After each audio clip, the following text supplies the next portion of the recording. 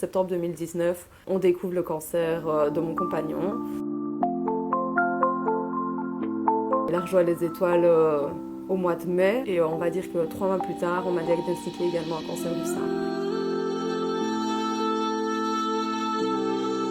Alors la première fois que j'ai entendu le mot cancer dans ma vie, c'est quand j'avais 3 ans, parce que ma maman a eu le cancer vers 33 ans je pense, donc j'étais toute petite. Alors, ma maman, je la caractérise vraiment comme une femme extrêmement forte.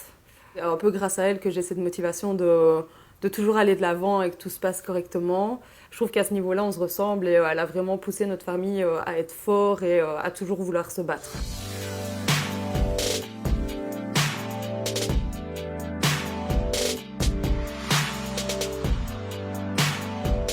Une fois qu'on a ce gène-là, on a une chance sur 2 de pouvoir le transmettre à ses enfants.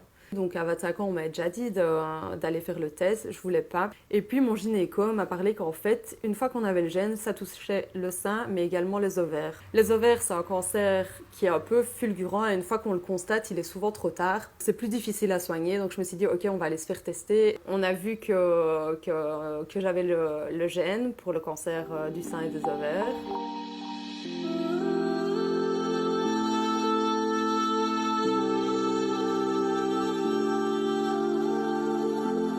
Ok, on va partir à l'aventure avant nos 30 ans, il est temps. On avait quitté notre boulot, vendu nos voitures, etc.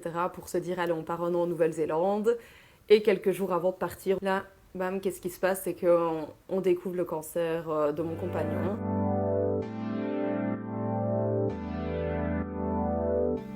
Fred avait vraiment des moments où il était très bas.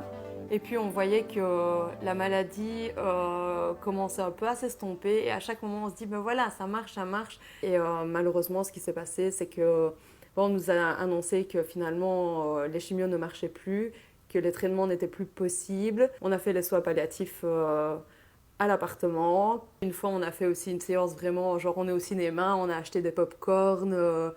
On se croyait vraiment, on s'habillait comme pour aller vraiment au cinéma et on n'est pas genre en pyjama, on reste chez nous. Ce qui est dans le cadre du cancer, etc., c'est de day to day. On vit au jour le jour et ça c'est super important, c'est vraiment de profiter de chaque moment et c'est une bêtise mais une pomme, elle est bien rouge, elle est magnifique, ben, on se dit waouh, qu'est-ce qu'elle est belle. Avec Fred c'était chaque moment bien, on se le rappelait et chaque petit moment était important pour nous. C'était déjà très très proche mais ça nous a encore plus soudés et à moins râler pour des petites bêtises qui arrivent quotidiennement. Donc ça, c'était vraiment chouette. On l'a diagnostiqué en septembre et au mois de mai, il est décédé suite à ça. Donc c'était vraiment un cancer qui a été très très vite.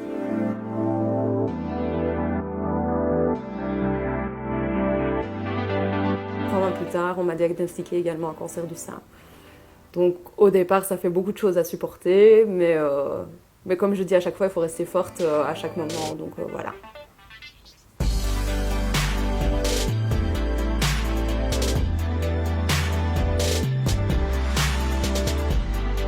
Nous, les personnes souffrant de cancer, qu'est-ce qu'on a besoin en fait? Je vous conseille vivement d'y aller accompagner.